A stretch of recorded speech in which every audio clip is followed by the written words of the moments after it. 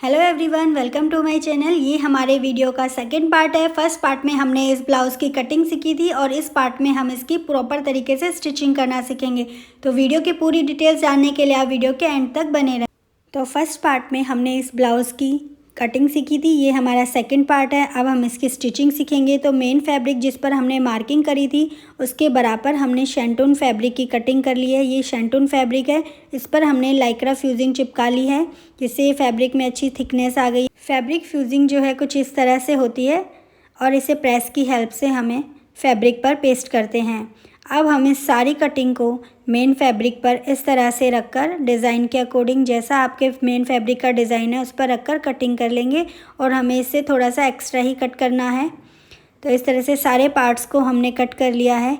अब 0.25 इंच की हम स्टिच लगाते हुए किनारे पर इन दोनों फैब्रिक को आपस में जॉइन करेंगे इस तरह से।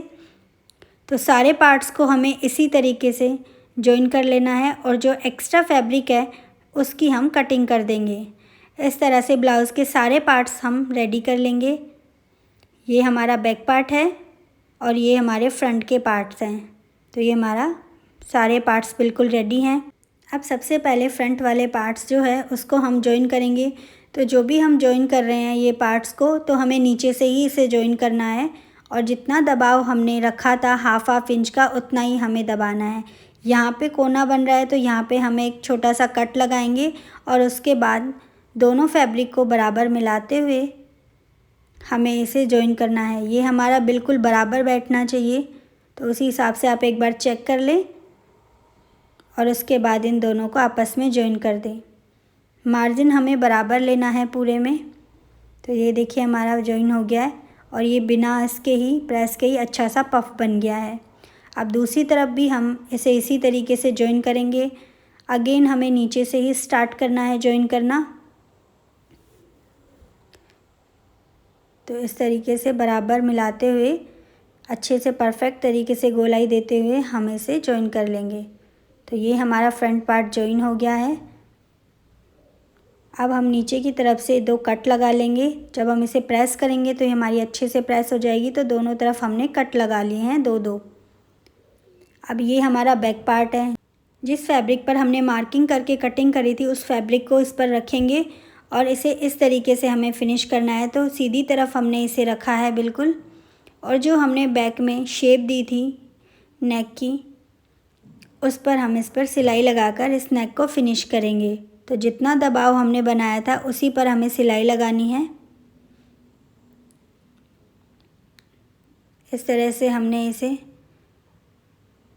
फिनिश किया है। अब हम इस पर बीच में छोटे छोटे कट्स लगाएंगे और इसे इस तरह से पलटकर जो हमारी अस्तर वाली साइड है उस पर एक टॉप स्टिच लगा देंगे। स्टिच बिल्कुल हमारी किनारी पर लगनी चाहिए।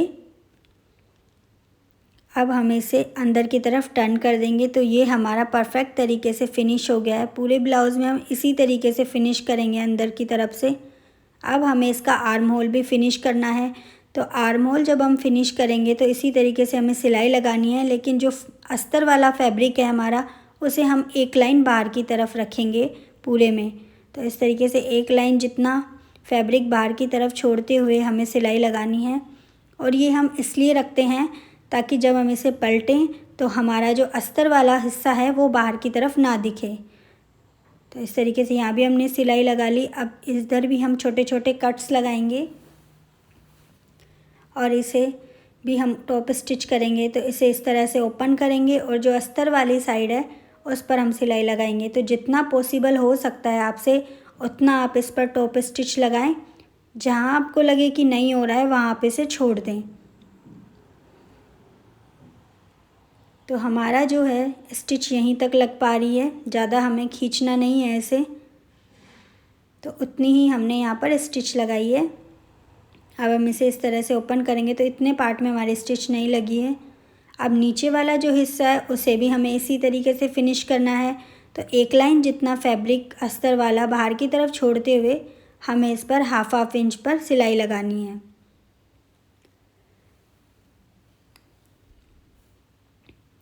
ये हमारा नीचे वाला पार्ट भी हो गया है। अब जो साइड के जो ओपन वाला पार्ट है उससे हम इसे टर्न कर लेंगे। बाकी दोनों तरफ से जो है ये हमारा फिनिश हो गया है। ओनली शोल्डर और साइड वाले पार्ट से ये हमारा ओपन है। अब इस पर एक बार हमें अच्छे से प्रेस करेंगे। अब देखिए इस तरीके से जब हम इसे पलटते हैं तो हमारा अस्तर वाला फैब्रिक बाहर की तरफ नहीं दिख रहा है। तो दोनों पार्ट्स हमने इसी तरीके से रेडी कर लेने हैं। ये हमारा फ्रंट वाला पार्ट है। ये हमने पैड में अच्छे से कतरन भर के ऊपर से एक फैब्रिक कवर करके इस पर सिलाई लगा ली है। ये अच्छा सा एक पैड बन गया है। इस पर हम अच्छे से जो है प्रिंसेस कट ब्लाउज़ पर प्रेस कर सकते हैं। तो इस तरीके से हमने उसे ओपन कर करके पूरे पर प्रेस लगा लेनी है।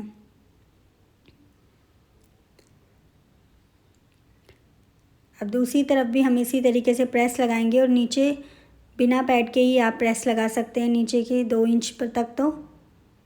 तो ये हमारी यहाँ पे अच्छे से हमने प्रेस लगा ली है इस पर। अब हम इसकी फ्रंट वाली जो साइड है उसे भी प्रेस कर लेंगे अच्छे से। नीचे की तरफ से आपकी जो डार्ट है वो ओपन ही होनी चाहिए। ये हमने दोनों को प्रेस कर लिया है। अब जिस स्तर पे हमने मार्किंग करी थी कटिंग करके, अब उसे भी हम अलग से ये जोड़ कर देंगे इसमें। तो सेम इसी तरीके से नीचे से हमें स्टार्ट करना है और हाफ इंच का दबाव लेते हुए हमें इन दोनों पार्ट्स को इससे जॉइन करने हैं। दूसरे वाले पार्ट को भी इसी तरीके से हम जॉइन कर लेंगे और हमारे प्रिंसेस कट वाला जो पॉइंट है उस पर हम छोटे से नोच लगा देंगे इस तरीके से। अब हम इस फैब्रिक को इस तरह से रखेंगे और नीचे की तरफ एक लाइन जितना अस्तर बाहर की तरफ छोड़ते हुए इस पर सिलाई लगाएंगे। तो हमें ओनली हाफ इंच ही दबाना है और एक लाइन जितना फैब्रिक बाहर की तरफ छोड़ना है। इतना करने के बाद अब हम नीचे भी छोटे छोटे कट्स लगाएंगे। यहाँ हम ज़्यादा कट्स नहीं लगा रहे हैं, ओनली 3 या 4 कट्स लगा रहे हैं। इसके बाद हम इसे इस तरह से ओपन करेंगे और टॉप की सिलाई लगाएंगे जैसे हमने बाकी में लगाई थी। अब हम इसे जब अंदर की तरफ इस तरह से पलटेंगे तो हमारा अस्तर नहीं दिखेगा। अब हमें आर्म होल की तरफ भी एक लाइन जितना फैब्रिक एक्स्ट्रा बाहर की तरफ छोड़ते हुए इसे भी फिनिश कर लेना है और दूसरे वाले आर्म होल पर भी हम इस तरीके से ही करेंगे। जितना 0.25 हमने सिलाई के लिए रखा है या हाफ इंच जितना आपने रखा है उतना ही हमें दबाव लेना है। ये हमारा दूसरा आर्म होल भी फिनिश हो गया है। अब हम इस आर्म होल पर छोटे छोटे कट्स लगा देंगे। दूसरी तरफ भी हमें इसी तरह से कट्स लगाने हैं। अब हमें इस पर भी टॉप की सिलाई लगाएंगे। तो इस तरीके से हम इसे ओपन करेंगे और जो अस्तर वाली साइड है उस पर हम सिलाई लगाएंगे। तो जितना पॉसिबल हो सके उतना ही हमें करना है, लेकिन यहाँ पर जो है हमारी सिलाई पूरे में लग जाएगी तो हमें इसे पूरे में ही लगा लेना है। दूसरी तरफ भी हम इसी तरीके से इस पर सिलाई लगा लेंगे। तो इस तरह से हमने इसे ओपन किया और अस्तर वाली तरफ हम इसका टॉप स्टिच लगा रहे हैं। इतना करने के बाद अब हम इसमें पैड अटैच करेंगे। तो यहाँ हमने 36 साइज़ के पैड लिए हैं, तो इसका हम यहाँ सेंटर बनाएंगे। दूसरी तरफ भी इस तरीके से यहाँ हम इसका सेंटर बनाएंगे और जो हमारा प्रिंसेस कट वाला सेंटर पॉइंट है उस पर हम इसे अटैच करेंगे। तो इस पर भी हम इस पर मार्किंग कर लेंगे और सेंटर को इस तरह से पैड वाले सेंटर से मिलाकर सिलाई पर ही हमें सिलाई लगानी है जितना फैब्रिक हमने ले रखा है। तो यहाँ पर हमने इसे पक्का करके अटैच कर दिया। आप चाहें तो नॉर्मल इतना ही आप इसे अटैच कर कर छोड़ सकते हैं। अगर आप थोड़ा और अच्छे से इसे अटैच करना चाहते हैं तो इस तरह से एक स्ट्रेट लाइन ड्रॉ करें और उसके बाद जितना मार्जिन आपने दबा रखा है उस मार्जिन पर पैड के साथ सिलाई अटैच कर दें। तो जो सिलाई हमने पहले से लगा रखी है उसी पर हम इससे सिलाई लगाकर इस पैड को पूरी तरह से इस डार्ट पर अटैच कर देंगे। ये हमारा और भी अच्छे से अटैच हो गया है। दूसरी तरफ भी इसी तरीके से हम प्रिंसेस कट वाले सेंटर को पैड कट वाले सेंटर पर मिलाएंगे और इस तरीके से एक स्ट्रेट लाइन ड्रॉ करेंगे यहाँ पे। और जितना हमने दबाव बना रखा है प्रिंसेस वाली लाइन में, उतना ही हम दबाव पर सिलाई लगा देंगे। एक्स्ट्रा हमें बिल्कुल भी फैब्रिक को नहीं दबाना है, जितना हमारा पहले से दब रहा है उसी पर सिलाई लगाकर पैड अटैच करेंगे। पैड अटैच होने के बाद अब हम इसे टर्न करके सीधा कर लेंगे, तो हमारी जो सारी सिलाई का मार्जिन है वो अंदर की तरफ चला जाएगा। ये देखिए हमने परफेक्ट तरीके से पैड अटैच कर लिया है और जो हमारे नीचे फैब्रिक भी बाहर की तरफ नहीं दिख रहा है। ये देखिए अब हम नीचे वाली डार्ट को एक बार इस तरह से बराबर मिलाएंगे और इसे चेक करेंगे कि हमारा जो ब्लाउज़ है वो सब तरफ से बराबर है या नहीं। तो साइड में से बिल्कुल बराबर है। उसके बाद आर्म होल वाली जो डार्ट है उसे भी इस तरह से मिलाकर साइड और ऊपर से हम इसे चेक करेंगे। तो यहाँ मैं पिन लगा रही हूँ क्योंकि हमारा फैब्रिक जो है वो थिक है थोड़ा। ऊपर की तरफ से भी हमारा बराबर आ गया है और साइड की तरफ से भी हमारा बिल्कुल बराबर है। तो हमारा ब्लाउज़ सब तरफ से बराबर है, ये परफेक्ट है एकदम। अब हमें जो बैक पार्ट है उसको भी एक बार चेक करेंगे। उससे पहले बराबर मिला के मैं ऊपर की तरफ से इसे कट कर रही हूँ। यहाँ हम नेक के सेंटर पर भी एक निशान मार्क कर रहे हैं ताकि हमें नेक के सेंटर का पता रहे। ये बैक पार्ट को भी हमने पिन से सिक्योर करके एक बार चेक कर लिया है, ये भी हमारा सब तरफ से बराबर है और जो हमारा अस्तर है वो भी बाहर की तरफ शो नहीं हो रहा है। अब हमारा लास्ट पार्ट बच गया है, इसमें कॉलर बनाना था। तो सबसे पहले फ्यूजिंग पर हम एक स्ट्रेट लाइन ड्रॉ करेंगे और इधर की तरफ जो है हमारा बैक साइड वाला पार्ट ड्रॉ होगा, तो 1/2 इंच मार्जिन का हम पहले ही यहाँ पे ऐड कर लेंगे। अब हम इस कटिंग में देखेंगे कि बैक साइड वाला हमारा 4.1 इंच आ रहा था, तो इधर की तरफ हमारा बैक साइड वाला पार्ट है और 1/2 इंच हमारा सिलाई का इसमें इंक्लूड था, तो हम यहाँ पे 4.1 इंच पर यहाँ पे मार्क करेंगे। उसके बाद हम देखेंगे कि हमारी नेक विड्थ जो है वो कितनी थी। तो जितनी भी हमारी नेक विड्थ थी, तो हमारी नेक विड्थ थी, हमने neck round divide by 4 minus 0.25 inch, तो हमारी 3 इंच नेक विड्थ आ रही थी। तो इस तरीके से यहाँ हमने 3 इंच पर मार्क किया। अब यहाँ पर मैं एक स्ट्रेट लाइन ड्रॉ करूँगी। ये वाली मार्किंग जो है आपकी नेक के साइज़ के अकॉर्डिंग होगी।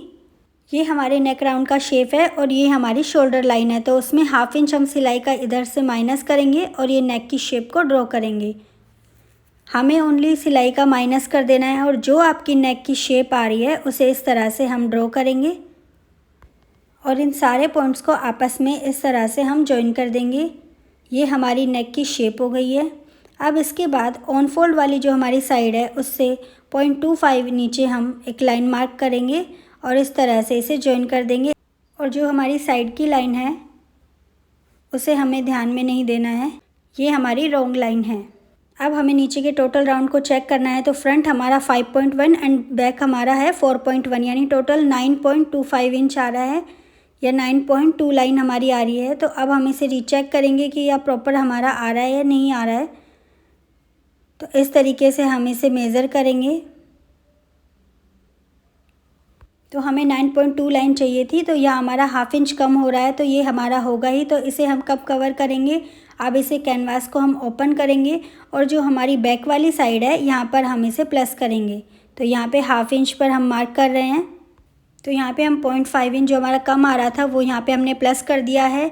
ये सबका आएगा, जब भी आप इसे मेज़र करेंगे तो ये हमारा कम आएगा, क्योंकि जब भी हमने यहाँ से शेप दी है इसकी, लेकिन जब हम स्टिच करेंगे तो ये हमारा 0.25 बाहर की तरफ से होगा, तो 1/2 इंच हमारा एक्स्ट्रा आएगा ही, तो वो हमें पीछे तरफ से प्लस कर देंगे। तो इस तरीके से जो हमारी क्रॉस में लाइन जा रही है उसे क्रॉस में जाने देंगे।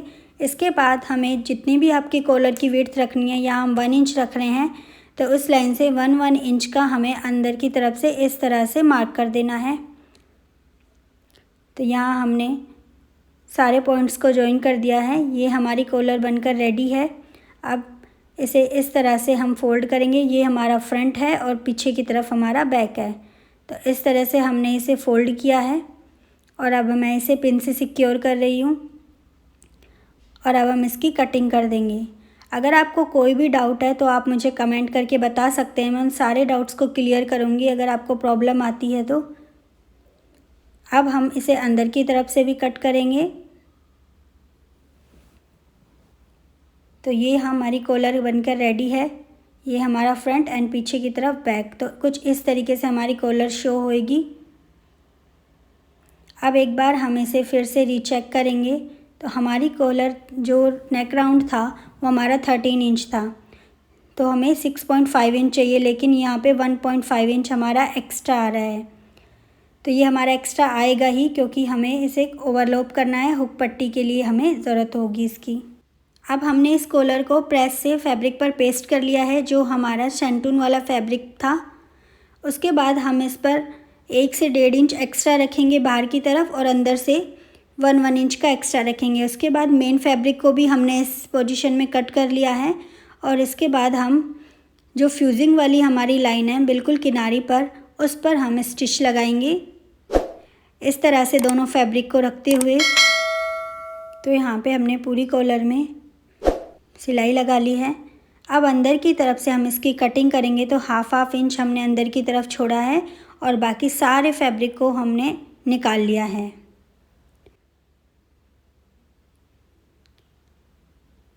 अब हम इसके बाहर की तरफ वाली जो लाइन है उस पर भी हम एक सिलाई लगाएंगे। तो बिल्कुल फ्यूजिंग की किनारी पर हमें सिलाई लगाकर इसे फिक्स कर लेना है। तो यहाँ पे है हमारी कॉलर बिल्कुल प्रॉपर तरीके से अटैच हो गई है, और ऊपर की तरफ हम इसे कट कर देंगे। अब जो बाहर की तरफ अपने एक्स्ट्रा फैब्रिक छोड़ा था उसे इस तरीके से कॉलर के बराबर मिलाते हुए हमें बिल्कुल किनारी पर सिलाई लगानी है। यहाँ हमें बड़े टाके वाली सिलाई लगानी है, क्योंकि बाद में हम उस सिलाई को निकाल देंगे। इसके बाद सारे एक्स्ट्रा फैब्रिक को हमें इस तरह से कट करके निकाल लेना है। इसके बाद सेम इसी साइज़ की एक्स्ट्रा फैब्रिक रखते हुए हमें एक और पट्टी निकाल लेनी है। उस पट्टी को भी हम इस पर अटैच कर देंगे, और इस तरह से ओपन करके हम एक टॉप की सिलाई लगाएंगे। तो इस तरह से पूरे पे हम ओपन करके अस्तर वाली जो साइड है उस पर टॉप की सिलाई लगाएंगे, और ऊपर की तरफ से जो है हमने इसे बंद कर दिया है। इस तरह से ये हमारी अब टर्न हो जाएगी, और ये हमारा पीछे का फैब्रिक कवर हो जाएगा। और यहाँ से हम इसे अच्छे से टर्न कर लेंगे। दोनों तरफ से हमने इसे बंद कर दिया है ऊपर की तरफ से, और अच्छे से इसका कोना बाहर की तरफ से निकाल लेंगे। अब एक बार अच्छे से इस पर हम आयरन करेंगे। यह हमने अच्छे से इस पर आयरन कर ली है, और पीछे से भी हमारा कवर हो गया है। अब इसके बाद बिल्कुल किनारी पर हम यहाँ सिलाई लगाएंगे। पूरे पे सिलाई लगाने के बाद हमें चौक से बिल्कुल कॉलर के बराबर हमें मार्किंग करनी है इस तरह से। तो पूरे पे हम बराबर कॉलर के मार्किंग कर लेंगे, और बाहर की तरफ 1/2 इंच या 0.25 इंच मार्किंग से इस तरह से एक सिलाई लगा देंगे पूरी कॉलर पे।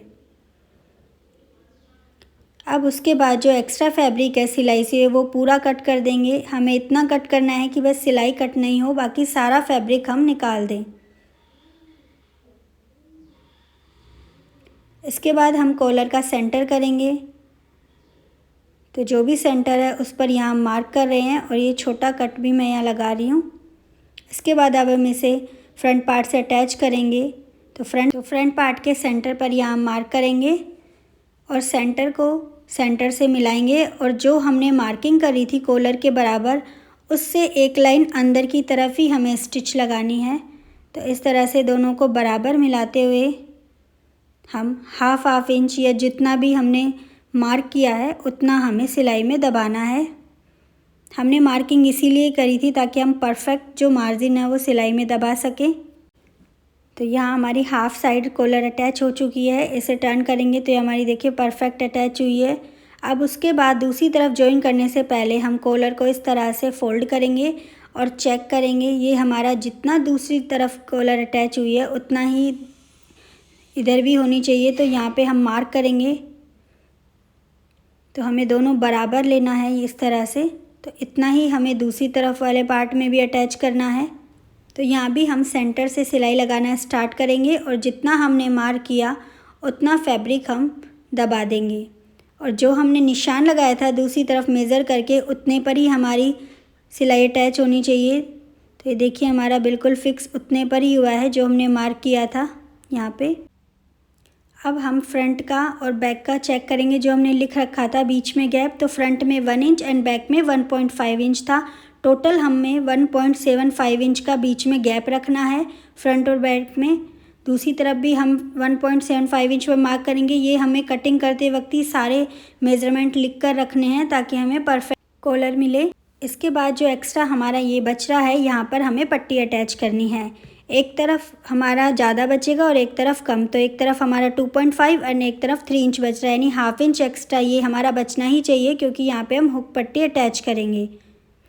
तो इस तरह से हम इसे मिलाएंगे और यहाँ पे हम हाफ इंच का यहाँ हमारा छूटेगा, तो किसी भी तरफ देख ले जिस तरफ आपका एक्स्ट्रा आ रहा है, तो जो हमने निशान लगाए उतने में ही ये हमारा कवर होना चाहिए था। बीच का गैप हमारा 1.75 इंच आना ही चाहिए। तो इस तरह से यहाँ हम इन दोनों को मिला के अटैच करेंगे। जो निशान हमने कॉलर पे लगाया उससे 1 लाइन अंदर की तरफ ही हमें इसे लगाना है। अब इसके बाद हम कॉलर को बाहर की तरफ टर्न करेंगे और जो एक्स्ट्रा मार्जिन है उसे अंदर की तरफ करके एक टॉप सिलाई लगा देंगे। तो ये हमारा यहाँ पे बिल्कुल परफेक्ट तरीके से अटैच हो गई है कॉलर। अब हमारी सिर्फ दूसरी साइड बाकी है। अब हम इस पर सिलाई लगा देंगे। तो इस तरीके से हमें सेंटर तक सिलाई लेकर आनी है। बिल्कुल किनारे पर हम सिलाई लगाएंगे।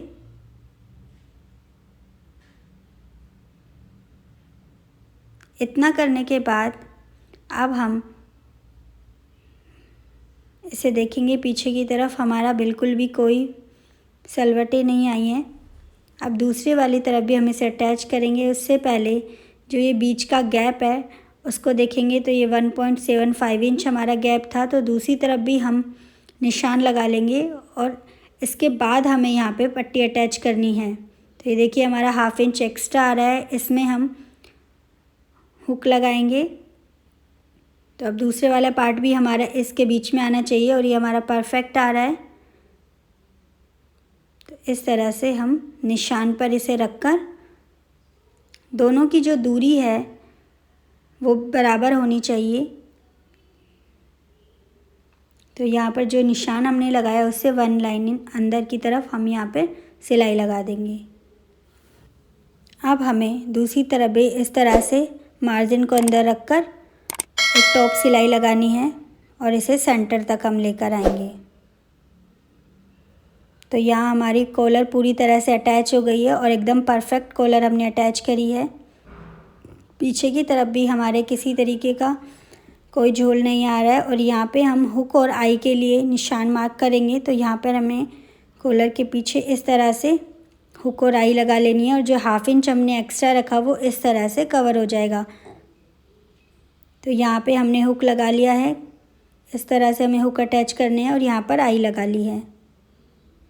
तो ये हमारा ये कवर हो गया है।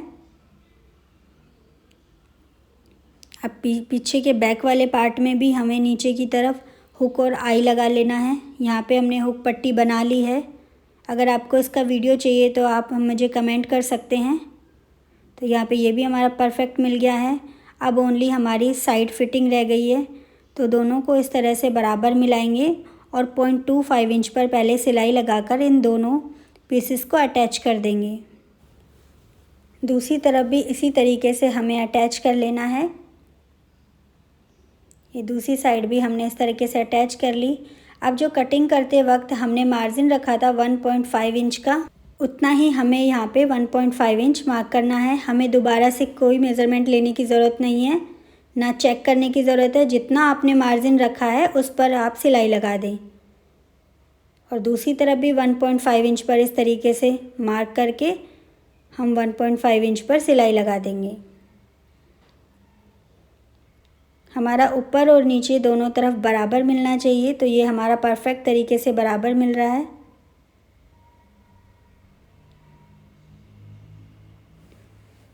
इतना आप सिलाई लगा दें। उसके बाद अगर एक 1.25 इंच पर आप एक्स्ट्रा सिलाई लगाना चाहें तो आप लगा सकते हैं, ताकि बाद में कभी लूज़ करना हो आपको तो इजीली आप कर सकें।